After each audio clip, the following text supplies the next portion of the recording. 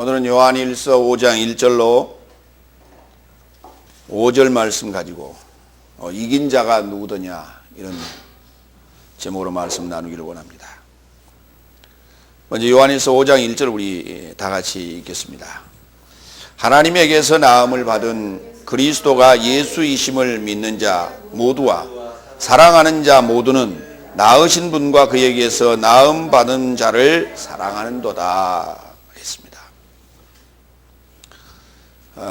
이게 우리 글에는 수동태적인 표현이 그렇게 많지 않습니다. 그런데 헬라어 성경에는 이 수동태적인 표현들이 자주 나옵니다. 그래서 수동태적인 표현을 우리 글로 옮기는 데 있어서 이런 조금 여러분이 이제 읽기에 좀 불편한 그런 부분들이 좀 등장을 하게 됩니다. 하나님에게서 나음을 받은 자는 하나님을 사랑한다고요. 하나님은 우리가 이제 사랑이라 그렇게 말합니다. 하나님은 사랑이다. 그러면 하나님에게서 나왔으니 반드시 사랑할 수밖에 없다는 것이죠. 이건 뭐냐면 속성에 관한 얘기입니다. 속성, 성질이라고 하는 거예요.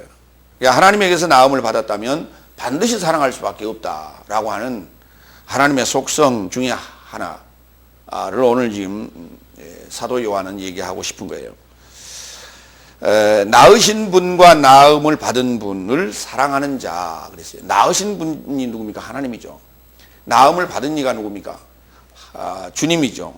그리고 그분을 사랑하는 자는 바로 성도가 되겠습니다.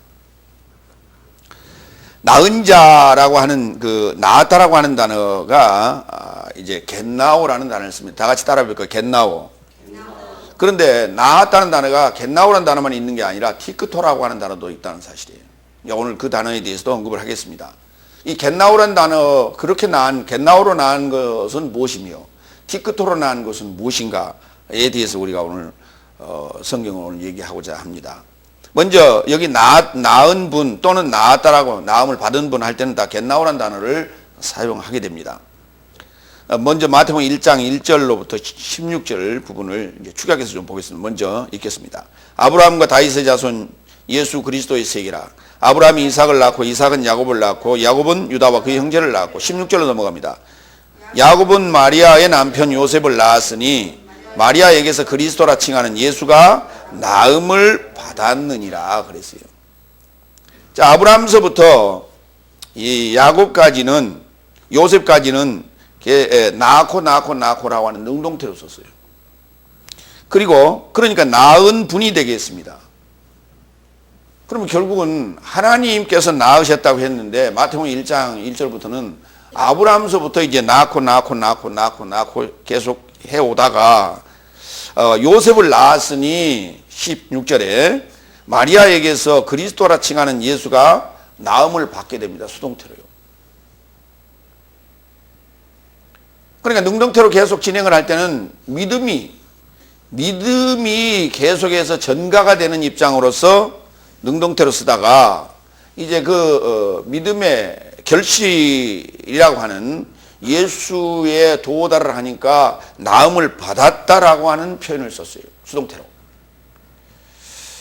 우리가 이제 10달이 차면 아이가 나올 때 아이가 나오는 힘과 그리고 산모가 쓰는 힘이 누구의 힘이 더 많냐? 일반적으로 그렇게 얘기할 때 글쎄 그게 맞는지 모르겠어요, 정확히. 아이가 쓰는 힘이 훨씬 더 많다. 그런 얘기를 합니다. 그런데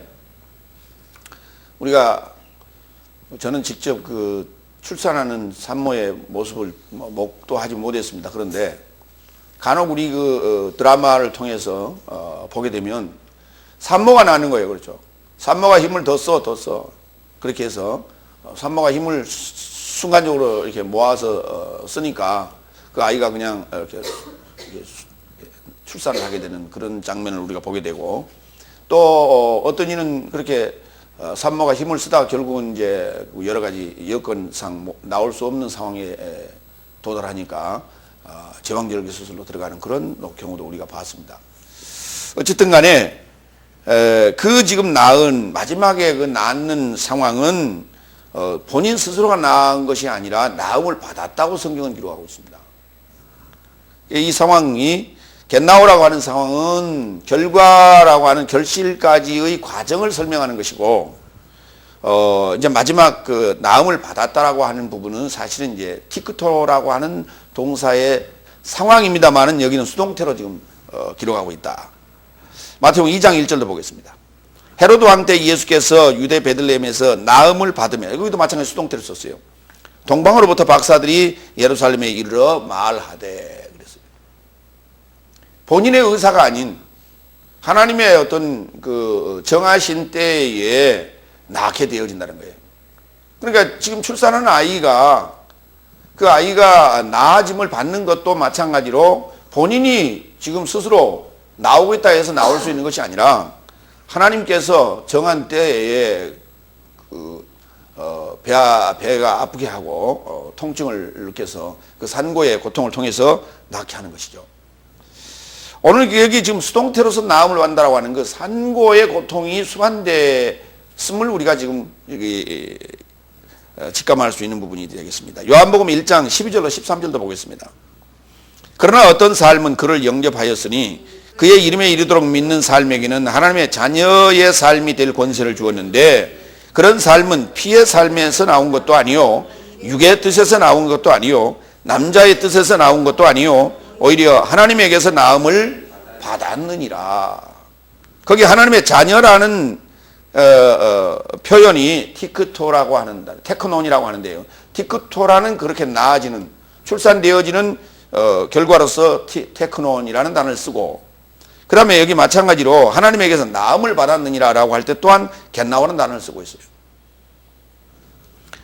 그러니까 두 단어를 지금 같이 쓰고 있는데, 자녀라고 하는 것은 완전히 그 모습을 드러냈을 때, 삶으로 드러냈을 때, 그리고 삶을 살았을 때에 자녀라는 말을 쓰는 것이고, 그 삶을 살기 전까지의 과정은 겟나오라는 단어를 쓰는 거예요. 지금. 그러니까 우리가 일반적으로 3차원적인 세계에서의 그 이해로서는 좀 이해가 안 되는 부분입니다. 여러분이 하나님의 자녀로서의 삶을 살게 되기까지 과정은 믿음의 겟나오가 계속되어지는 거예요. 낳고 나아지는 역사가 진행이 되어지는 거예요. 그러다가 하나님의 자녀로서의 삶을 살게 되는 그 순간부터는 테크논이라고 하는 자녀라는 표현을 쓰게 되는 거예요. 근데 겟나오라고 하는 과정이 능동태적인 부분도 있고 그 다음에 수동태적인 부분도 있다는 거예요. 그러면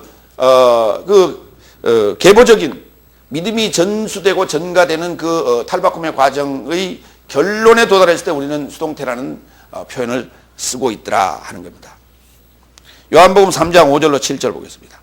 예수는 판단을 마치고 진실로 나는 너의 삶에게 이르노니 누가 만일 물과 영에게서 나음받지 않는다면 하나님의 나라에 이르게 들어갈 수 없느니라.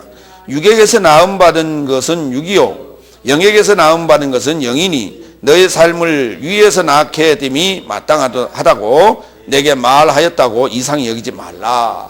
예. 여기도 이제 전부 수동태로 썼어요. 물과 영에게서 나음을 받아야 된다고 얘기합니다. 그러면 결국은 무슨 말입니까? 어떤 완료적인 과정이 있어야 된다는 거예요. 물로부터 나오는 과정, 영으로부터 나오는 과정이 있어야 된다는 것이죠. 그래야만이 하나님 나라에 들어갈 수 있다고 얘기하고 있고요. 그러면 육으로부터 나음을 받은 것은 육이고 영으로부터 나음을 받은 것은 영이다. 다시 말해서 반드시 영으로부터 나음을 받은 자라야만이 하나님 나라에 들어갈 수 있고, 그러한 자를 우리가 하나님의 자녀라 얘기할 수 있으며, 하나님으로부터 나음을 입었다라고 하는 것은 결국은 무엇입니까? 하나님이라는 얘기가 되는 거예요. 결론적으로. 하나님은 하나님을 낳고 사람은 사람을 낳고 개는 강아지를 낳죠. 이게 속성에 관한 얘기를 하고 있는 거예요. 지금. 그래서 낳으심을 입은 자와 낳은 자를 사랑하는 자가 누구냐라고 하는 거예요. 그 사랑하는 자가 바로 낳음을 또한 입은 자예요. 하나님의 자녀의 삶을 사는 자가 사랑하게 된다는 거예요. 그 인간적인 우리 3차원의 사랑하고는 좀 다른 거예요. 그러니까 사랑이라고 하는 것은 어떻게 되는가? 끌려야 되는 것이죠. 그럼 사랑이라고 하는 그러한 요소를 가지고 있어야 되는 거예요. 그 사랑이라는 요소를 가지고 있어야 서로 끌림받고 끌린 상황에서 우리가 사랑을 나누게 되는데, 그 사랑의 내용은 이제 우리가 다음에 이제 설명하겠습니다만은, 바로 세상에서 그걸 우리가 연분이라는 말로 써요. 천생연분이라, 인연이다, 이런 말을 써요. 그러면 하나님의 나라에서 사랑할 수 있는 자라면, 그러면은 사랑할 수 있는 자가 있고 사랑할 수 없는 자가 있습니까? 누구나 다 사랑할 수 있어요. 조건은 다 갖추고 있습니다. 문제는 하나님으로부터 낳은 자가 아니고 낳음을 입어야 됩니다.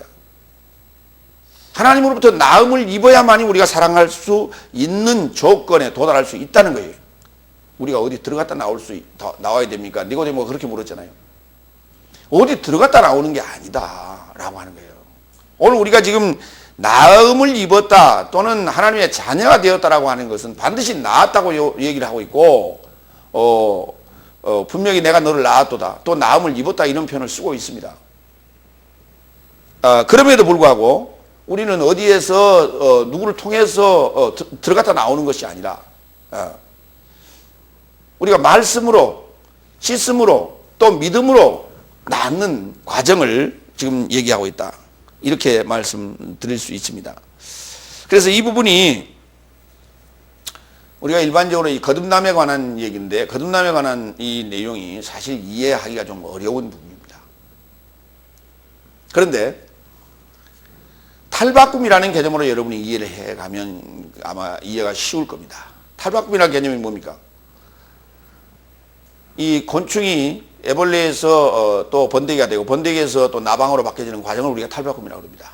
그런데 그 탈바꿈 과정에서 나방으로 탈바꿈되는 과정을 우리가 이제 그 전체를 뭐라고 하냐면 변태라고 합니다. 네, 변태라고 하는데, 번데기에서 나방으로 탈바꿈되는 걸 완전 변태라고 하고, 번데기까지 오는 과정에 여러 번의 탈바꿈인데, 그러한 변태를 우리가 불완전 변태라고 합니다. 우리가 이제 완전 변태가 될 수 있도록 우리 또한 변태의 과정을 거쳐야 되는데, 그 과정이라고 하는 것이 뭐냐면, 나의 고정관념이, 나의 구습이 점점 벗어 던지는 거예요. 근데 이게 뭐냐면 믿음으로 그게 되어져야 된다는 거예요. 우리가 삶의 부분이 바뀌는 것도 당연히 이렇게 있어야 될 일이지만은, 내 생각이 바뀌어야 된다는 거예요. 어떤 차원으로? 3차원의 생각에서 4차원의 차원으로. 우리가 사는 인간의 차원의 생각에서 하나님 나라의 차원으로 생각이 점점 업그레이드 돼야 되겠다는 것이죠. 이것을 지금 우리가 낳음을 입었다라고 말하는 것입니다. 요한일서 4장 7절로 14절 보겠습니다. 4장 7절로 8절 보겠습니다. 사랑스러운 삶이여, 나의 삶이 서로를 사랑하자. 왜냐하면 사랑은 하나님에게서 나온 것이니, 사랑하는 자 모두는 하나님에게서 낳음을 받았으며 하나님을 아느니라. 사랑하지 아니하는 자는 하나님을 알지 못하였으니 하나님은 사랑이기 때문이다. 이 하나님의 사랑이라고 하는 속성을 가진 자가 아니면은 사랑할 수 없다는 얘기를 지금 하자는 거예요. 그러니까 우리가 겉으로 거짓 우리가 사랑이라고 하는 것을 아무리 한들, 하나님에게는 결국은 들통이 날 수밖에 없다는 얘기입니다. 그러니까 세상에서는 우리가 거짓이 통할지 모르지만 하나님에게서는 거짓이 통하지 않는다는 얘기를 오늘 하자는 것입니다. 두 번째 대지로 갑니다. 요한일서 5장 2절로 3절. 하나님을 사랑한다는 증거가 뭐냐라는 것입니다. 반드시 하나님을 사랑한다면 그 증거가 있어야 돼요. 그 증거는 다름이 아닌 계명입니다. 먼저 우리 2절 보겠습니다. 이것 안에서 나의 삶이 하나님의 자녀를 사랑한다는 것을 알고 있으니 언제든지 하나님을 사랑한다면 그의 계명도 지켜야 한다. 1절에 지금 낳으신 하나님과 낳음을 입은 그리스도를 우리가 하나님에게서 낳음을 받은 자가 또한 사랑한다 그랬어요. 자, 그런데 그렇게 사랑한다는 것을 우리는 이제 알고 있다, 알았느니라. 그런데 이와 같이 하나님을 사랑한다면 반드시 계명을 지켜야 된다는 거예요. 근데 왜 이 얘기를 지금 요한일서에서 계속해서 반복하고 있을까요? 우리 지금 계속 반복되는 것을 여러분이 아마 느낄 거예요. 계명에 관한 얘기, 사랑에 관한 얘기, 하나님에게서 나음을 입었다, 하나님에게 속했다라고 하는 이런 표현들이 반복적으로 나오는 것을 우리가 지금 느낄 수 있어요. 문제는 사랑이라고 하는 것 참 좋은 거예요. 그러나 사랑하는 자가 무엇이냐라고 하는 거예요. 어떤 증거로 사랑한다고 얘기할 수 있느냐라고 하는 그 증거를 우리가 더 내놔야 된다는 것이죠. 사랑하는 자의 증거, 하나님을 사랑하는 자의 증거, 또 이웃을, 형제를 사랑한다는 그 증거가 뭐냐는 거예요. 오늘 이 부분에 대해서 얘기하자고 지금 사도 요한은 장장 5장에 걸쳐 이 사랑의 노래를 지금 얘기하고 있는 거예요. 사랑의 계명을 지키는 삶이 곧 자녀라는 것이죠. 테크논이라고 하는 자녀의 삶이에요. 그러면은 낳고 나아지는 그 과정에서는 사실 그건 사랑이 부분이 아니에요. 그건 믿음의 과정입니다. 믿음의 과정이라고 하는 것은 드러나는 것이 아니라 믿음의 과정은 드러나지 않습니다. 내재되어 있는 거예요. 그럼 사랑이라고 하는 부분은 어떻게 되는 것이냐? 그건 드러나는 거예요. 그게 내재된 그 상황과 그것이 결실로 드러나서 드러나는 삶의 모습으로 드러나는 부분을 지금 구분해서 지금 설명하고 있는 거예요. 하나님을 사랑한다면, 다시 말해서 하나님으로부터 겟나오 해왔다면, 그렇게 나음을 받아왔다면, 믿음으로 나음을 받아왔다면 이제 그는 자녀의 삶을 살아야 된다는 것이죠. 자녀의 삶을 사는 자라면 반드시 계명을 지키라는 거예요. 요한복음 1장 12절 13절 한번 더 읽겠습니다. 그러나 어떤 삶은 그를 영접하였으니 그의 이름에 이르도록 믿는 삶에게는 하나님의 자녀의 삶이 될 권세를 주었는데, 그랬어요. 이 부분입니다. 그의 이름에 이르도록 믿는 것입니다. 하나님의 이름을 믿는 것이 아니요, 하나님의 이름 예수를 믿는 것이 아니라 하나님의 이름 예수에 이르도록 믿는 거예요. 그러니까 나음을 입은 자가 그리스도라고 그래요. 그리스도 예수라고 그랬는데, 나음을 입은 자가 그리스도 예수예요. 또 그리스도 예수를 사랑하는 자가 누구냐 그랬더니 나음을 또 입은 자라는 거예요. 그러면 그리스도 예수와 나를 동일한 지금 형제의 항렬에 지금 두고 있는 거예요. 하나님께서는. 그러니까 바로 그리스도 예수의 이름에 이르도록 믿는 삶에게는 하나님의 자녀로서의 삶을 살게 된다는 거예요. 하나님의 자녀로서의 삶을 살게 되는 게 이게 삶이지, 이게 어떤 신분적 조건이 아니라는 거예요. 내가 믿습니다 라고 하는 어느 순간에 그는 하나님의 자녀가 된다는 얘기가 아니에요. 믿는 삶을 통해서 하나님의 이름에 이르도록 믿는 삶을 통해서 하나님의 자녀라는 삶을 살 수 있도록 또 그 권세를 준단 말이죠. 그러니까 믿는 어느 순간까지는, 믿어오는 어느 순간까지는 하나님의 자녀가 사실 아니에요. 그때는 뭐라고 하냐면 종이라고 부르는 거예요. 종의 상황에서 벗어나면 그때부터 하나님의 자녀로서의 삶을 살 권세가 주어지는 것이에요. 전제 조건이 그의 이름에 이르도록 믿어야 되는 것입니다. 로마서 9장 7절로 9절을 보겠습니다.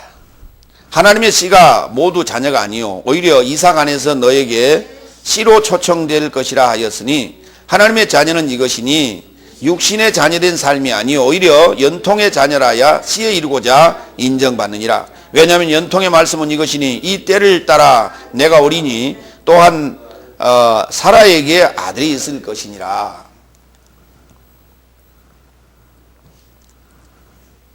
여기 지금 이제 사라를 통해서 나아지게 되는 이삭에 관한 얘기를 했어요. 그런데 여기 이삭이 나아지는 것은 다른 게 아닙니다. 믿음이 전제되어 있습니다. 두 번째, 연통의 자녀라는 말을 써서 약속의 자녀라고 그렇게 번역을 해놨는데, 에판겔리아라고 하는 것은 연결된 소식 또는 접촉되는 소식, 뭐 이런 얘기입니다. 이 연결된 소식의 자녀라야 하나님의 씨라고 우리가 인정할 수 있는 것입니다. 그런데 이 연결된 소식의 자녀라고 하는 것은 어떻게 나아지냐면 말 그대로 소식으로 나아지는 것입니다. 왜냐하면 여기 오신 하나님이 바로 소식이에요.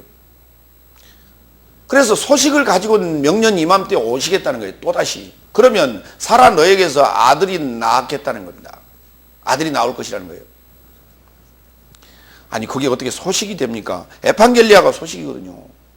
그래서 소식으로 보는 거예요. 우리는 이런 말 씁니다. 애야 소식 없냐?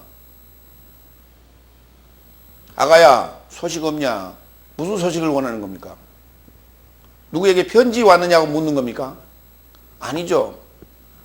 손주 소식 없냐고요? 묻는 겁니다. 이럴 때 우리가 소식이라는 단어를 씁니다. 그렇기 때문에 우리의 정서로는 쉽게 이해될 수 있는 부분이에요. 바로 이게. 이게 바로 에판겔리아라고 하는 거예요. 바로 소식이 오는데 그 소식이 어떻게 오느냐고요? 산고의 고통을 통해서 온다. 이게 뭐냐면 누가 온 거예요? 여호와께서 오신 진징후입니다. 저와 여러분이 고통당할 때에, 믿음으로 고통당할 때에, 하나님을 우리가 섬기고 있을 때에 고통당할 때에 바로 내가 하나님의 아들이 탄생되어지는 그런 산고의 고통이라고 이해하시면 되겠습니다. 하나님의 자녀는 바로 이것이다 이렇게 결론 지었어요. 소식 없는, 복음이 아닌, 소식 곧 복음입니다.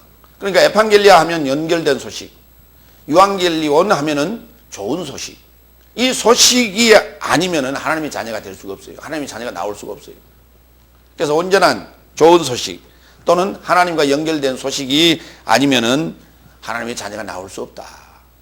성경은 분명히 우리에게 얘기합니다. 갈라디아 4장 28절. 형제들아 너의 삶은 이삭을 좇는 연통의 자녀니라. 약속의 자녀가 아니라 이삭을 좇는, 이삭이 탄생했던 것처럼 그와 똑같은 상황으로 탄생되어지게 된다. 저와 여러분. 하나님의 자녀라고 하는 그 신분은 그렇게 탄생되어진다. 라고 언급하고 있습니다.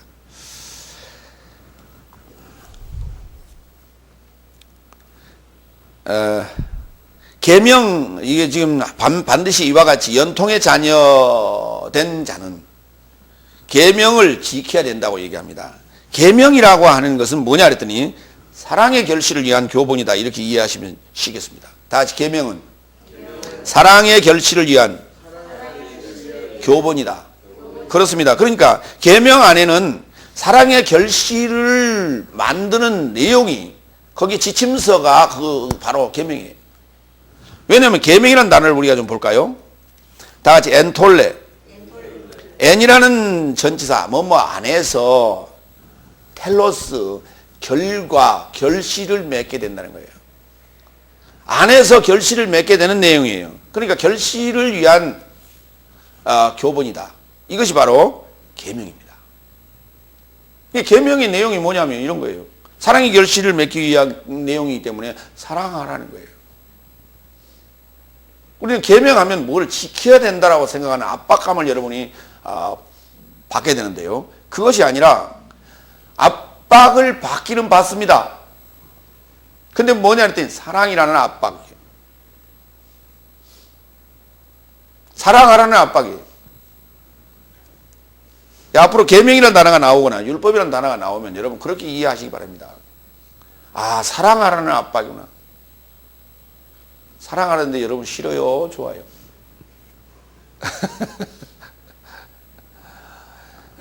이런 사람도 있어요. 야, 시집 좀 가라. 장가 좀 가라. 이렇게 압박을 주는 경우도 있습니다. 예. 그러나 결국 그게 싫은 소리일까요? 좋은 소리일까요? 결코 그 싫은 소리는 아니잖아요. 예. 요한복음 우리 13장 34절로 35절을 좀 볼까요? 계명은 사랑의 결실을 위한 교본이라 했는데 예수님이 우리에게 주신 그 교본은 무엇인가? 사랑의 결실을 위한 교본은 뭔가 좀 봅시다. 새 계명을 너의 삶에게 주노니 서로 사랑하라. 내가 너의 삶을 사랑같이 너의 삶도 서로 사랑하라. 너의 삶이 서로 사랑하면 이로써 모든 사람이 너의 삶이 내 제자인 줄 알리라. 그러니까 사랑하라라고 주신 그 계명의 내용은 제자화시키는 거예요. 우리가 지금 어떻게 하나님을 사랑할 수 있을까? 하나님의 제자가 되는 거예요. 주님의 제자가 되는 거예요. 주님이 보낸 자의 제자가 되는 거예요. 이것이 바로 하나님을 사랑하는 일이고 또 내 이웃을 사랑하는 일이다. 그러니까 그게 바로 계명이에요. 하나님 나라의 계명은 복잡한 게 아니에요. 사랑하라. 내가 너를 사랑했으니 너도 나를 사랑하라. 그리고 내 이웃을 사랑하라. 이게 주님이 준 계명이에요.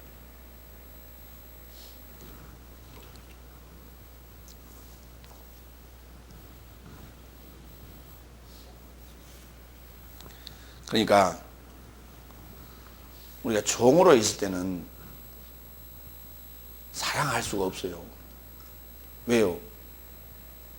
내가 종살이하고 있는데 주인을 사랑할 수 있어요? 옥조를 사랑할 수 있습니까? 불가능합니다. 그러니까 그때는 내가 압박감으로 느껴질 수밖에 없습니다. 내가 죄인의 입장으로서는 압박감으로 느껴질 수밖에 없어요. 그렇기 때문에 나는 주님의 제자가 되기 시작하면 그때부터 그 압박으로부터 내가 풀린다는 거예요. 그 압박과 서럽으로부터 빨리 풀려나시길 바랍니다. 주님의 제자 되시길 바랍니다. 이것이 바로 계명을 지키는 거예요. 주님이 주신 계명을 지키는 일이에요. 요한복음 15장 12절을 봅니다. 내 계명은 곧 내가 너의 삶을 사랑같이 너의 삶도 서로 사랑하라 이것이야. 그러면 어떻게 사랑합니까? 목숨을 내놓는 것입니다. 주님이 우리를 위하여 목숨을 내놓은 것처럼 우리 또한 주님을 위하여 목숨을 내놔야 됩니다. 그리고 내 형제를 위하여 목숨을 내놔야 됩니다. 이것이 사랑입니다. 그러니까 내 목숨을 내놓을 채비가 되어 있다면 주님의 제자가 되는 것이요. 그는 주님을 사랑한 거예요. 하나님을 사랑한 거예요. 근데 내 목숨을 건지겠다고 바둥거리고 있으면 아직 주님을 사랑하는 자가 아니라는 거죠. 이웃을 사랑할 수 있는 자도 안 됐다는 것이죠. 아직. 세 번째 3절 왜냐하면 하나님의 사랑은 이것이니 나의 삶이 그의 계명을 지키게 하려는 것이요 그의 계명은 무거운 삶이 아니라는 거예요. 아니 목숨을 내놓으라는 게 무거운 거예요? 가벼운 거예요? 목숨을 내놓으라는 게 무거운 거냐 가벼운 거냐? 무거운 거 아닙니까? 이와 이보다 더 중요한 어떤 그런 계명이 어디가 있습니까? 목숨을 내놓으라는데. 그러니까 우리가 성경은 잘 이해해야 돼요. 잘 이해하지 아니하면 이렇게 무서운 하나님이 어디 계시는가? 사랑한다고 말해놓고 목숨을 내달라고 하니 이게 무슨 놈 사랑인가? 사랑이 하나님 나라의 사랑은 왜 이런 사랑인가? 우리가 지금 그렇게 생각할 수밖에 없는 거예요. 이 목숨을 내놓는다라고 하는 게 뭐냐라고 하는 거예요. 육체 아빠의 정과 욕심을 우리가 십자가에 못 박는 사건인데요. 그게 뭐냐? 사고의 전환입니다. 다 같이 사고의 전환. 그거 그렇게 간단한 걸 그걸 못 하겠습니까? 하지요. 천만의 말씀입니다. 그게 그렇게 간단치가 않답니다. 생각으로는 충분히 할 수 있어요. 하룻밤에도 수백 채의 집을 지었다 부셨다고 합니다. 그러나 실제로 내가 나의 모든 지식, 나의 모든 생각, 나의 모든 그 지식, 배운 거, 이 모든 것을 다 내려놓고 새로운 지식을 받아 들어간다고 하는 게 결코 쉬운 일이 아닙니다. 사고의 전환이에요. 이거 쉽지 않아요. 많은 사람들이 지금 그것을 우리는 일반적으로 교회 다니는 사람들은 교리라고 합니다. 교리라고 하는 문제. 성경적으로 달라도 그거 붙들고 있겠다는 것입니다. 이게 결코 쉬운 일이 아닙니다. 십자가 지는 일인데요. 결코 쉬운 일이 아니에요. 사랑은 제자화 하는 것인데 무거운 짐을 가볍게 해주는 것이라고 얘기합니다. 그 무겁다라고 하는 바로스라고 하는 거. 바로스라고 하는 게 이게 도대체 뭔가 좀 우리 살펴보겠습니다. 먼저 가볍게 해준다고 그러니까 마태복음 11장 28절 30절을 먼저 읽겠습니다. 모든 수고하고 무거운 짐진 삶이여 내게로 오라. 그러면 내가 너의 삶을 쉬게 하리니 너의 삶에 나의 멍에를 메라. 메고 나로부터 배우라. 왜냐하면 나는 온유하고 마음으로 겸손하니 그리하면 너의 삶의 목숨의 쉼을 얻으리라. 나의 멍에는 쉽고 내 짐은 가볍기 때문이다. 그랬어요. 여기 지금 짐지었다라고 하는 단어와 내 짐은 가볍다라고 하는 단어는 오늘 지금 무겁다라고 하는 바로스하고는 다른 단어입니다. 그래서 포르티온이라는 단어를 썼어요. 포르티온이라고 하는 단어를 썼어요. 무거운 짐. 이게 죄의 짐을 지금 말하는데요. 죄의 짐을 말하는 거고, 무겁다라고 하는 바로스라고 하는 건 어떤 압박을 얘기하는 거예요. 자, 그런데 무거운 짐을 지고 있는 자들의 그 짐을 가볍게 해주겠다 그러는데 어떻게 하느냐 그랬더니 내게 와서 배우랍니다. 그냥 배우라는 것이 아니라 내게 와서 멍에를 메고 배우자는 거예요. 그러면 내가 지금 무거운 짐을 지고 있고 수고하고 있는 이 이유는 뭐냐 그랬더니 알지 못해서 그렇다는 거예요. 무지 때문에 이게 무겁다는 것입니다. 수고하고 무거운 짐을 지고 산다는 거예요, 인생이. 근데 그 목숨을 쉬게 하겠는데 그 목숨을 쉬게 하는 이유는 뭐냐, 다른 게 아니라 내게 와서 멍에를 메고 배우라고 요구합니다.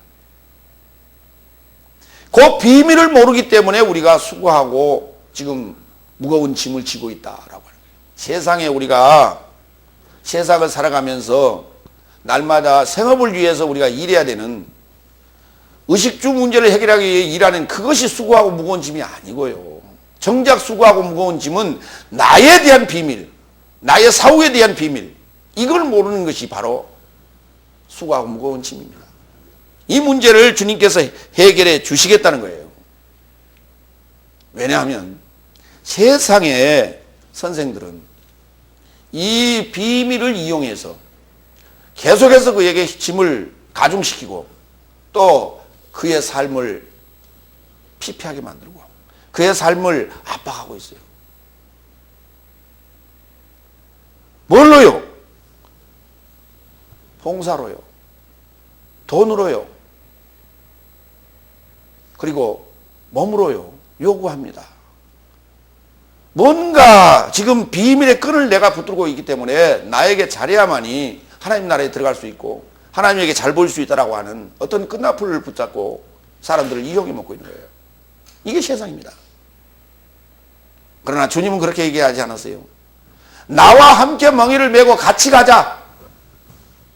나와 동등한 입장에서, 대등한 입장에서 공부하자. 나는 너의 그 수고로움을 덜어주겠노라. 너의 그 짐진 것을 내가 덜어주겠노라. 이렇게 요구합니다. 마태복음 23장 4절. 반대 사람을 좀 볼까요? 왜냐하면 무겁고 지기 어려운 짐을 묶어서 사람들의 어깨 위에 올려놓고 저들의 손가락으로 그것을 움직이려 하지도 않는다 그랬어요. 이게 서기관 바리새인들, 예수님께서 책망하시는 대목입니다. 화 있을진저 서기관 바리새인의 삶이요 하고 책망하던 자들, 외식하는 자들의 삶인데, 무겁고 지기 어려운 짐을 묶어서 사람들의 어깨 위에 올려놓고 저들의 손가락으로 그것을 움직이려 하지도 않는다. 이 무겁고 어려운 짐이 도대체 뭔데요? 여기 무겁다라는 단어 바리스, 그리고 어려운 짐 아까 포르티온. 계속해서 중압감을 주는 거예요. 압박을 주는 거예요. 어떤 이는 말이죠,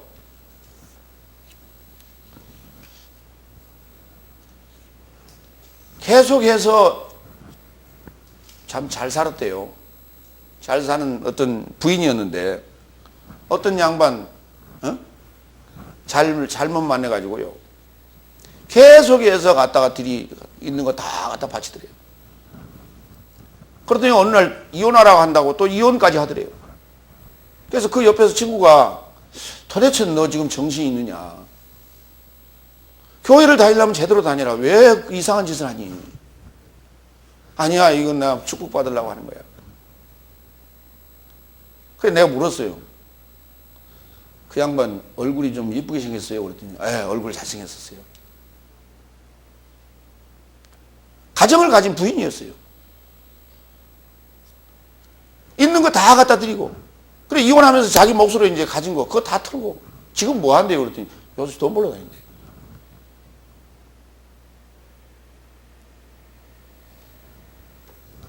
교회라고 하는 곳은 그런 곳이 아니란 말이에요. 그런데 뭔가에 이게 지금 그 미혹의 영이 씌이면 올바른 길이 보이지 않습니다. 자기가 가는 길이 옳다고 생각하는 겁니다. 그렇기 때문에 당하는 거예요. 그 미혹과 유혹에 당하는 거예요. 결국은 쓴물단물 다 빨아먹고 다 버리는 겁니다.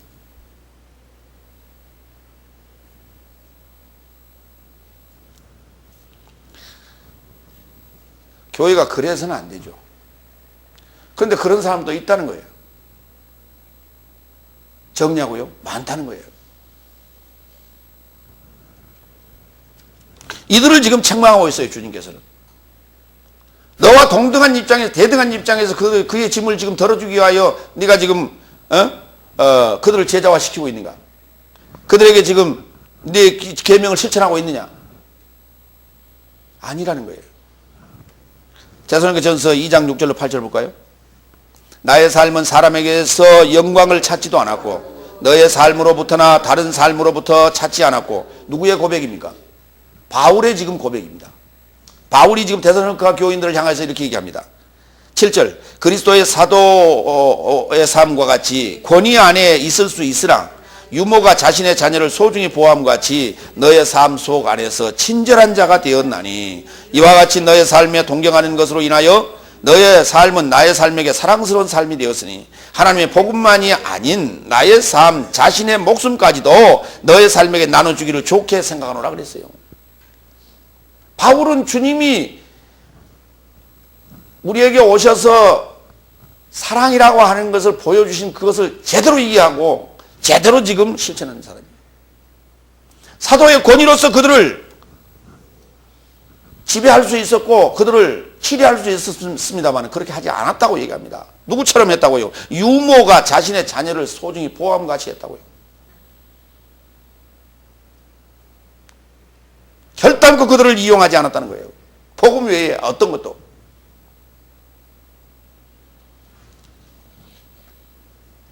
로마서 13장 8절로 10절 서로를 사랑하는 것 말고는 한 사람에게도 아무런 빚지지 말라. 왜냐하면 다른 법을 사랑하는 자는 이미 채웠느니라. 다른 법을 사랑하는 자는 이미 채웠느니라.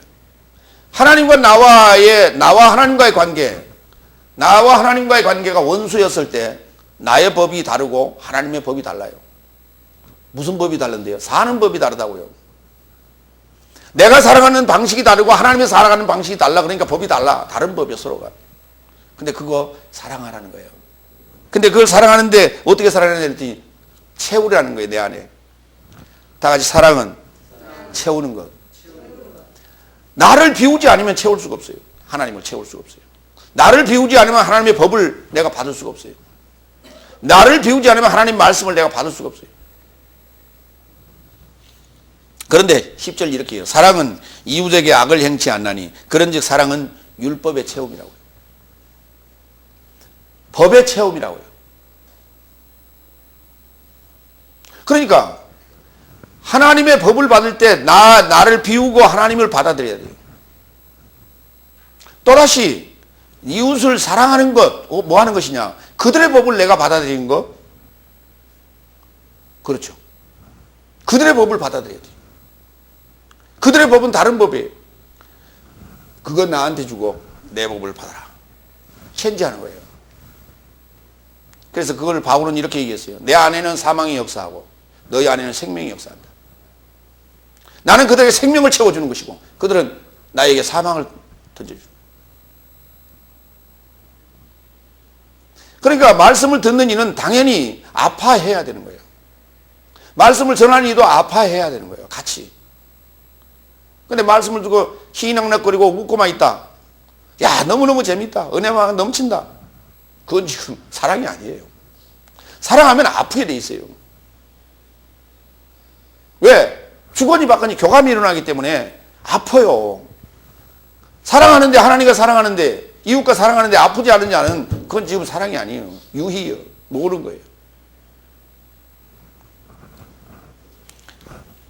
주님의 제자가 됐다라고 하는 것은 바로 이 아픔을 느껴야 돼요. 계명은 결코 이것이 무거운 건 아니라는 거예요. 문제는 내가 그걸 붙들고 있으니까 무거운 거예요. 주님이 원할 때 주세요. 내놓으라 할 때 주세요. 반대로 얘기하면 받으라 할 때 받으세요. 내가 버리고 받으시기 바랍니다.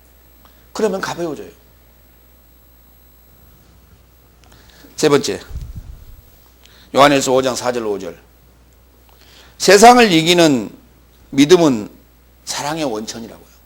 갑자기 세상을 이긴다는 그 이야기로 넘어가면서 거기 갑자기 믿음이 또 등장합니다. 그런데 그 믿음은 다른 게 아니고 사랑의 원천이었어요. 사랑의 근본이었어요. 사랑의 기초라는 것입니다. 그게. 4절로 갑니다. 하나님에게서 나음받은 자는 모두 세상을 이기기 때문이다. 세상을 이긴 승리는 이것이니 나의 삶의 믿음이다. 우리에게 사랑하라고 하는 요구는 뭐냐? 하나님을 사랑한 자라면 반드시 계명을 지켜야 되며 그 계명 따라 이웃을 또는 형제를 사랑하라고 요구합니다. 근데 그 사랑하는 게 뭡니까? 그랬더니 바로 이기라는 것입니다. 세상을 이기라는 거예요. 근데 세상을 이길 힘은 뭔데요? 그랬더니 믿음. 믿음이 없으면, 믿음이라고 하는 것은 그런 결국은 세상을 이길 수 있는 믿음, 사랑의 원천인데요. 그러니까 세상을 이긴다는 게 사랑이고요. 그것의 그 원천이라고 하는 믿음이라고 하는 것은 내공이다. 다 같이 내공. 그게 믿음이에요. 자, 그 세상을 이긴다 할 때 이김이라고도 하고 우리가 승리라고도 하는데 니케라고 합니다. 다 같이 니케. 예, 니케라고 하는데, 자, 이 니케 좀 보겠습니다. 그러니까 세상을 이길 수 있는 자가 어떤 자인가? 예, 세상은 뭘로 이기는가 좀 보자고요. 고린도전서 13장 11절로 13절. 내가 미수가로 있을 때엔 미수가처럼 말하였고 미수가처럼 생각하다가 남편 곧 장성한 자가 되었을 때는 미수가의 삶을 폐지하였노라. 나의 삶이 이제는 불투명함 안에서 거울을 통하여 보고 있으나 그때는 얼굴을 향하여 얼굴을 볼 것이요. 이제는 내가 부분해서 알지만 그때는 내가 인식된 것과 같이 내가 인식할 것이다. 지금 믿음, 소망, 사랑 이 세 삶이 머무르지만 이 삶에서 사랑이 더 위대하다. 예. 장성한 자가 세상을 이깁니다. 장성한 자가 세상을 이기는데 그 장성한 자는 모든 걸 아는 자예요. 그래서 우리가 불투명하다라고 하는 것은 희미하다, 긴가민가하다라고 하는 것은 아직 무거운 짐을 지고 있는 자와 같습니다. 그렇기 때문에 그 무거운 짐을 지고 있는 자이기 때문에 그 짐을 해결해 준다라고 하는 빌미로 그를 이용해 먹을 수 있다라는 것입니다. 그래서 왜냐하면 불투명하고 희미하기 때문에 거울을 통하여 보는 거예요. 그런데 거울을 통하여 보는데 거울이 움직이면 거울 따라가야 되잖아요. 거울이 방에 들어가면 그도 따라가야 되지 않습니까? 거울이 식당 가면 또 따라가야 되잖아요. 거울이 돈 필요하다 그러면 돈 줘야 될 거 아닙니까? 이해가 되십니까? 내가 미숙아로 있을 때는 끌려다닐 수밖에 없어요. 누군가에 의존할 수밖에 없기 때문에. 하나님을 사랑한다라고 하는 것은 뭐냐면 그렇게 끌려다니는 게 하나님을 사랑하는 것이 아니고요. 하나님을 아는 것입니다. 빨리 하나님을 알기를 원하시기 바랍니다. 하나님을 원하는 기도를 하시기 바랍니다. 그게 하나님 사랑하는 것이에요. 나는 하나님의 말씀에 순종하겠습니다. 하나님이 보낸 자에게 무엇이라도 나는 다 하겠습니다. 그게 사랑이 아니라니까요. 그건 미수가. 다른 말로 얘기할까요? 팔싹동이. 팔싹동이에요. 그러나 장성한 자는 남편의 삶을 살아야 되는데 그 남편이 해야 될 일이 뭐냐면 사랑이라는 거예요. 사랑. 그래서 믿음, 소망, 사랑 이 세 가지는 셋이 아니라 하나예요. 어렸을 때는 우리 그 믿음이 이제 표적 신앙일 때는 믿음이라고 하고 그것이 이제 점점 자라서 남편 장성한 자가 됐을 때는 이웃을 사랑할 수 있는 자. 다시 말해서 하나님을 사랑한 자이기 때문에 하나님께로부터 나음을 받은 자이기 때문에 그는 장성한 자라 하고 또 이웃을 사랑할 수 있는 남편이라 이렇게 부르는 거예요. 그 자가 세상을 이기게 되는 것입니다. 로마서 1장 17절. 왜냐하면 의인은 믿음에서 나서 살 것이라고 기록된 바와 같이 그 복음 안에서 하나님의 의인은 믿음에 이르고자 믿음에서 나서 계시된다 그랬어요. 그러니까 믿음에서 나서 계시된다 그랬어요. 그러면 믿음에서 싹이 나서 소망이 자라게 되고 그 자라면 결실을 맺게 되는데 그것이 사랑이에요. 그러니까 이건 지금 의의 나무입니다. 의의 나무가 심겨지고 의의 나무가 자라는 과정을 믿음, 소망, 사랑에게 3단계로 설명해 놨어요. 그걸. 그래서 믿음은 뿌리와 같고 소망은 줄기와 같고 사랑은 열매와 같은 거예요. 그게 하나입니다. 근데 과정을 설명하고 있다는 거예요. 그러면 그 사랑할 수 있는 장성한 자 또는 남편이 됐을 때를 우리는 의인이라고 부르는 거예요. 근데 반드시 그게 전제 조건이 믿음으로. 아브라함은 이삭을 낳고 이삭은 야곱을 낳고 믿음의 그 믿음을 전수해 가는 과정입니다. 내가 아브라함의 믿음을, 이삭의 믿음을, 야곱의 믿음을 전수해 가는 과정이에요. 내가 전수받는 과정이에요. 그게. 반드시 이 과정을 통해서 그 믿음이 내 안에 뿌리 내리고 그것이 싹이 터서 아름다운 열매를 주렁주렁 열 수 있는, 성령의 열매를 주렁주렁 열 수 있는 여러분 되시길 바랍니다. 이 자가 바로 세상을 이기는 거예요. 5절. 하나님의 아들이 예수인 것을 믿는 자가 아니면 세상을 이긴 자가 누구느냐 그랬어요. 세상을 이길 자가 누굽니까? 하나님의 아들이 예수인 것을 믿는 자여야 됩니다. 믿는다라고 하는 것은 뭐냐면 신분이 같아야 돼요. 그래야 믿을 수 있어요.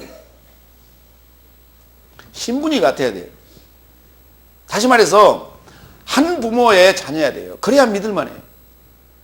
아무도 믿을 사람이 없대요. 형제 자매 외에는. 사람들은 그렇게 얘기해요. 근데 형제 자매들이 보면 그렇게 친구처럼 이웃처럼 그렇게 오손도손 사는가? 그건 아니에요. 그건 아닌데도 불구하고 평상시 사는 거 보면 그런 원수가 없어요. 형제들이 보면. 그런데 꼭 보면 소, 닭 보도 돼요. 그러나 위기 상황, 환란이 닥치면 가장 가까운 게 또 형제예요. 우리가 그것을 세상 살아가면서 우리가 느끼지 않습니까?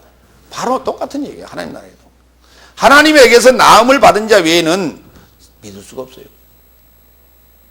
그 자만이 세상을 이길 수 있다는 거예요. 근데 그게 뭐냐 그랬더니요. 세상을 이길 수 있는 그 힘이 뭐냐 그랬더니 사랑 때문이라는 겁니다. 우리는 세상을 이긴다고 그러니까 세상에 나가서 싸워서 이기고 세상에 나가서 경쟁해서 이기고 세상에 나가서 돈 벌면서 이기고 세상에 나가서 공부하면서 1등하고 하는 것이 세상을 이긴 것이라고 생각하는 거예요. 아닙니다. 그건 세상이 이기는 게 아니에요. 그건 당연히 우리가 나가서 당연히 하는 거예요. 왜? 먹고 살기 위한 하나의 방편으로. 의식주 문제를 해결하기 위한 방편으로 그건 당연히 해야 될 일인 거예요. 그런데 과거에 우리가 농경사회에서는 경쟁이라는 게 그렇게 없었어요. 경쟁이 많지는 않았어요. 왜? 각자가 다 자급자족을 해왔기 때문에 각 가정마다 자급자족을 해왔기 때문에 경쟁사회가 아니었습니다. 그러나 이제는 분업사회가 되고 적은 분야를 통해서 거기에서 얻은 재화를 통해서 내가 필요한 것들을 상대에게서 이제 얻는 거예요. 서로가.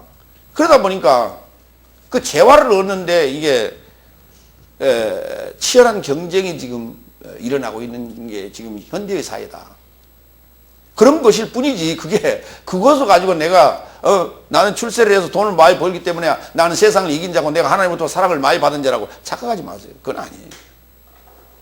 그런데 일반화가 돼 있어요. 그게 교회에서는. 그걸 자랑하는 것 자체가 하나님으로부터 사랑 받는 자인 것처럼 또 내가 세상을 이긴 자처럼 그게 성공한 것처럼 그렇게 일반화되어 있어요. 성경은 그렇게 세상을 이기라고 요구하지 않습니다. 그 세상이 바로 너 자신이거든요. 저와 여러분 자신이 곧 세상이에요. 이 세상의 주관자인 사탄과의 싸움에서 내가 승리해야 되는 게 1차적인 문제예요. 이 얘기를 하고 있는 것이지, 우리가 생각하는, 우리가 살아가는, 일상적으로 살아가는 그런 세상을 얘기하는 게 아니란 말이에요.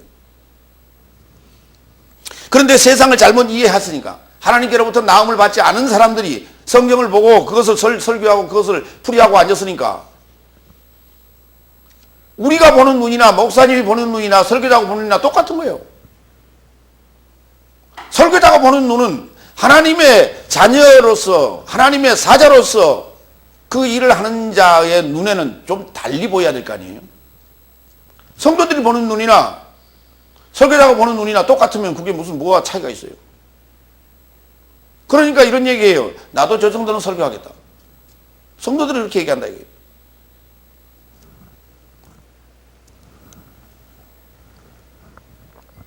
요한복음 16장 33절. 이것을 너의 삶에게 전하였도다. 너의 삶이 내 안에서 평안을 가지게 하려 하며 세상 안에서 너의 삶이 환난을 당하나 오히려 담대하라. 내가 세상을 이겼노라. 주님께서 세상을 이겼다고 합니다. 한번 생각해 보세요. 지금 주님이 세상과 싸워서 싸울 그 지금 근본입니까? 세상하고 지금 싸울 근본이 아니잖아요. 근데 주님은 세상을 이겼다고 얘기합니다. 그런 것 같아요? 세상을 이겼으면 예수님 승천하신 후에 초대교회 성도들이 얼마나 많은 핍박과 고난과 죽임을 당했습니까? 그럴 때 예수님께서 갑자기 촥 나타나셔가지고 성령의 검을 뽑아서 그냥 한 바퀴 샥 돌리면 그 관중석에 있는 그 황제에서부터 시작해서 전부 다 꼬꾸라지는 그런 통쾌함도 좀 보여주지. 왜 침묵하고 있을까요? 그런 얘기 아니라니까요. 세상을 이겼다는 얘기는 저와 여러분 안에서 지금 일어난 일입니다. 이 사실을 저와 여러분 안에 오신, 육체 안에 오신 그리스도, 예수 그리스도를 믿는 자 안에서만 이 역사는 일어났던 거예요.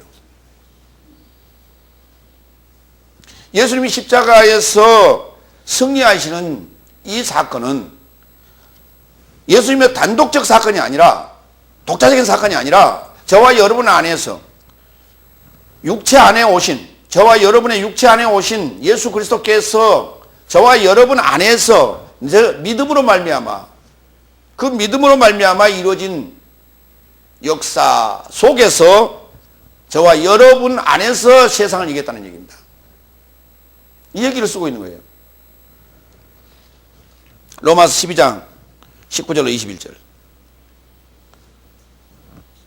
사랑스러운 삶이여, 너희 스스로 보복하지 말고 오히려 진노에게 영역을 드리라. 왜냐하면 주께서 말씀하시되 보복이 내게 있으니 내가 대신 보답할 것이라고 기록되었느니라. 그런즉 내 원수가 굶주리거든 먹이고 목말라 하거든 마시게 하라. 왜냐하면 이것을 행하여 내가 풀 집힌 숯을 그의 머리 위에 쌓을 것이다. 악에 속하여 이기지 말고 오히려 선한 것 안에서 악을 이기라 그랬어요.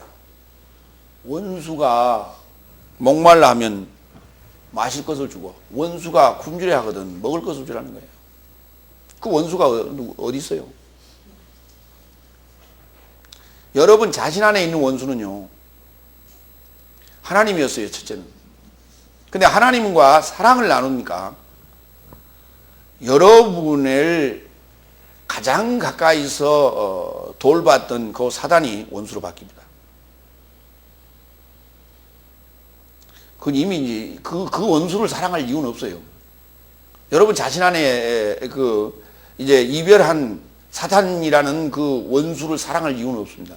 왜냐하면 그 원수는 바로 내가 하나님과 하나 되는 순간, 하나님을 내가 사랑하는 순간 그 사단은 무적행으로 들어가거든요.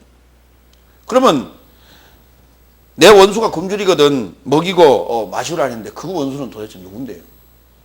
바로 저와 여러분의 형제들이에요. 여러분의 이웃을 얘기하는 거예요. 이웃 안에도 동일한 지금 상황이 벌어지고 있거든요. 그걸 우리가 동병상련이란 말을 써요. 내가 당해봤기 때문에, 내가 그 과정을 거쳐봤기 때문에 내 이웃에게 동일하게 그도 그런 경우를 겪고 있을 것이다. 그에게 정말 지금 필요한 건 뭐냐라고 하는 거예요. 지금 그에게 필요한 게 뭐예요? 말씀 아니겠어요? 그에게 필요한 게 뭐겠어요? 비밀 아니겠어요? 성경을 열어주는 비밀? 알지 못하고 무지한 자에게 성경을 지금 제대로 알려주는 그게 바로 지금 원수를 사랑하는 일이란 말이에요. 밉지요. 왜? 못된 짓 많이 하거든요. 패고 싶지만은 패지 말라는 거예요. 왜? 하나님이 하실 거예요.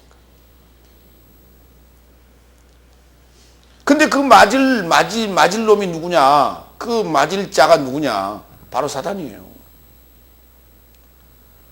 괜히 가서 두루에 패면 멍들어요.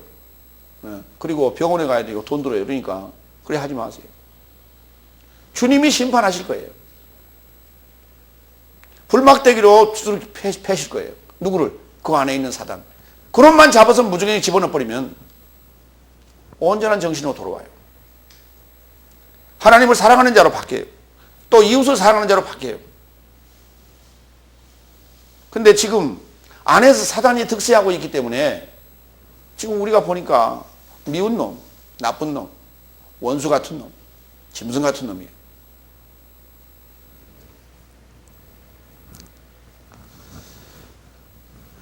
세상을 이기는 자는 누굽니까? 바로 그 힘이 아까 믿음에 있다고 그랬어요. 그 원천이 믿음에 있다고 그랬어요.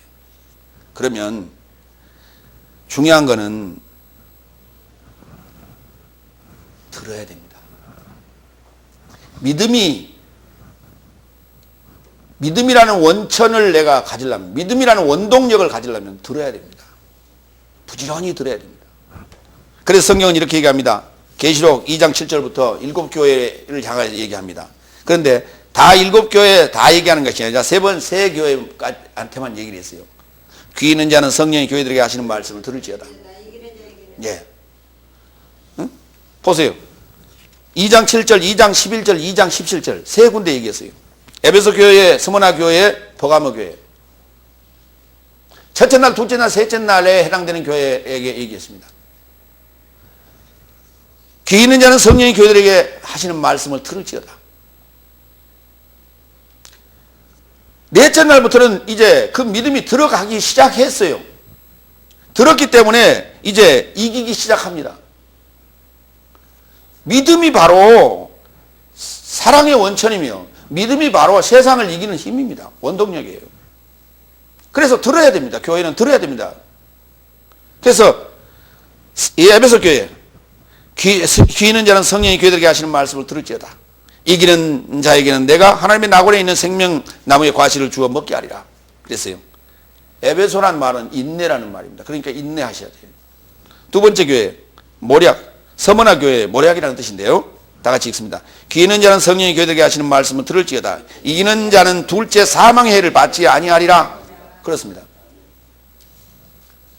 둘째 날은 죽어야 돼요. 탈바꿈 돼야 돼요. 그렇기 때문에 서머나 교회. 세 번째 교회 버가모 교회인데요. 2장 7절, 17절. 귀 있는 자는 성령이 교회들에게 하시는 말씀을 들을지어다. 이기는 자에게는 내가 감추었던 만나를 주고 또 흰돌을 줄 터인데 그 돌 위에 새 이름을 기록하는 것이 있나니 받는 자밖에는 그 이름을 알 사람이 없느니라. 예, 버가모 교회예요. 이거는 종묘 또는 혼인이라는 뜻을 가지고 있어요. 셋째 날에 아브라함의 믿음의 씨앗입니다. 그 씨앗을 심는 과정이에요. 이 셋째 날까지의 과정에서 우리가 반드시 들어야 돼요. 저와 여러분의 셋째 날, 여기 믿음의 단계예요. 믿음이 시작되는 단계예요. 들어야 돼요. 그러면서 이제 이기기 시작합니다. 그래서 넷째 날, 다섯째 날, 여섯째 날, 일곱째 교회에는 거기 성령이 교회들에게 하시는 말씀을 들을지어다 이 표현이 없어요. 이미 지금 들어갔다고 보는 것입니다. 그때부터는 이제 낳고가 계속되는 거예요. 안에서 지금 시작되는 거예요. 두아디라 교회에 봅니다. 네 번째. 이기는 자와 끝까지 내 일을 지키는 그에게 만국을 다스릴 권세를 주리니. 두아디라 교회 희생입니다. 그때부터 희생 감수하셔야 돼요. 다섯 번째 교회. 이기는 자는 이와 같이 흰옷을 입을 것이요 내가 그 이름을 생명책에서 반드시 흐리지 아니하고 그 이름을 내 아버지 앞과 그 천사들 앞에서 시인하리라. 사대 교회. 사대. 우리말로 번역하면 죽었대. 그리고 남은 자들이 그렇게 얘기했어요. 다 같이 남은 자들이 죽었대. 그렇게 얘기했어요. 죽었대가 사대 아니에요. 그러니까 희생을 치르고 남은 자만 이제 구원을 얻게 되는 것입니다. 이게 가는 과정이에요, 지금 이게. 누구와의 싸움에서. 피 흘리기까지 싸우는 그런 외적 싸움이 아니고요. 하늘에 있는 영들과의 싸움인 거예요. 내 싸움. 이 싸움에서 이기라고요.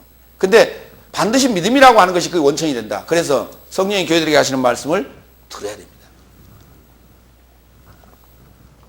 여섯 번째 교회. 빌라델피아 교회입니다. 이기는 자는 내 하나님 성전의 기둥이 되게 하리니 그가 결코 다시 나아가지 아니하리라. 내가 하나님의 이름과 하나님의 성 곧 하늘에서 내 하나님께로부터 내려오는 새 예루살렘의 이름과 나의 새 이름을 그 위에 기록하리라. 그렇습니다. 필라델피아 형제 우애입니다. 주님이 오셔서 우리를 형제라 부르시기를 부끄러워하지 아니하시는 이 상황입니다. 이게 이기는 거예요. 그러니까 이기는 자는 자기를 버리는 거예요. 본토 친척 아비집을 떠나서 자기를 포기하고 사는 것입니다. 자기의 목숨을 주를 위하여 버리는 것입니다. 주께서 그의 아들 사랑하는 이삭을 달라면 예 드리겠나이다. 모리아산에 가서 그를 번제로 드릴 수 있어야 됩니다. 그랬더니 자식을 어떻게 드립니까? 네 자신 안에 있는 너의 속성이에요. 네가 가장 사랑하는 너의 속성들이라는 거예요. 그게 네가 사랑하는 그 외적인 아들, 딸 하나님이 그걸 드리라고 하겠어요. 이해의 차원에서 우리가 그렇게 지금 그림을 그리고 있을 뿐이에요. 이해의 차원에서. 일곱 번째 교회 계시록 3장 21절 이기는 자에게는 내가 내 보좌에 함께 앉게 하여 주기를 내가 이기고 하나님 보좌에 함께 앉은 것 같이 하리라. 라오디게아 교회입니다. 백성의 공의라는 뜻이죠. 백성의 공의가 이루어졌어요. 주님과 함께 대등한 입장에 지금 우리를 놓게 하겠다는 거예요. 그리고 1000년 동안 왕노릇하게 하시겠다는 거예요. 이기는 자에게는 뭘로 이길 겁니까? 성령의 검으로 하나님 말씀으로 이겨야 되겠죠. 하나님을 사랑한다는 게 뭐예요? 하나님을 아는 거예요. 말씀으로 무장하는 거예요. 그자만이 이길 수 있어요, 세상을. 그자만이 세상을 사랑할 수 있어요. 왜냐? 로마 10장 17절 믿음은 들음에서 나며 들음은 그리스도의 말씀으로 인하기 때문에 그렇습니다. 하나님 말씀 젖혀놓고 하나님 사랑한다라고 하는 건 다 거짓부리예요. 내 이웃에게 말씀 나누지 않으면서 내 이웃을 사랑한다, 형제를 사랑한다 하고 있는 자, 그거 다 거짓부리예요. 그 거짓말쟁이들은 하나님 나라에 들어올 수 없다는 얘기입니다. 다시 말해서 하나님께로부터 나음을 입지 않으면 사랑할 수 없다는 거예요. 하나님을 알 수 없다는 거예요. 하나님의 말씀을 알 수 있도록 깨닫게 될 수 있도록 기도하시기 바랍니다. 이긴 자가 누굽니까? 계명을 지키는 자입니다. 이긴 자가 누굽니까? 사랑하는 자입니다. 이긴 자가 누굽니까? 믿음을 가지고 있는 자예요. 이게 이긴 자예요. 결론적으로 얘기하면. 세상의 영을 받지 않아야죠. 그리고 하나님을 받아야 영을 받아야 됩니다. 미혹의 영을 받아서는 안 됩니다. 하나님의 영을 받아야 됩니다. 이 말이 무슨 말입니까? 하나님께서 나음을 입었다는 얘기죠. 하나님에게서 나음을 받은 자야 됩니다. 그리고 하나님의 아들이 예수라는 것을 믿는 자야 됩니다. 이거 하나님께로부터 나음을 받지 않은 자는 이거 믿을 수 없어요. 아무리 나는 믿는다고 입으로 위긴들 그런다고 될 게 아니에요. 하나님 나라는 위긴다고 되는 게 아닙니다. 예수께서 세상을 이긴 것처럼 믿음으로 세상을 이기고 승리하는 자를 우리는 이렇게 부릅니다. 사랑. 그를 사랑이라고 불러요. 다 같이 아가페. 아가페라고 부릅니다. 그 자신을 아가페라고 불러요. 그 자신을 하나님이라고 부르는 거예요. 믿음은 세상을 이기는 최고의 전략입니다. 싸움이라는 이긴다는 얘기가 나왔으니까 그렇게 표현했어요. 믿음이라고 하는 건 최고의 전략입니다. 사랑이라고 하는 건 최고의 전술입니다. 아무리 전략이 좋은들 뭐합니까? 나가서 싸우는 자가 비리비리하면 지는 것이죠. 근데 그 싸움은 우리가 칼부림 하는 것도 아니고 멱살잡이 하는 것도 아니고 씨름 하는 것도 아니잖아요. 선한 것으로 싸워서 우리가 이기는 것입니다. 말씀의 내공이 없으면 이길 수 없어요. 믿음의 내공이 없으면 이길 수 없어요. 성령이 건물을 준비하지 않으면 이길 수 없어요. 하나님을 사랑하는 자, 하나님의 말씀을 가진 자, 이가 세상을 이기는 자입니다. 여러분 모두가 다 세상을 이기는 자 되시기를 부탁합니다. 기도하겠습니다.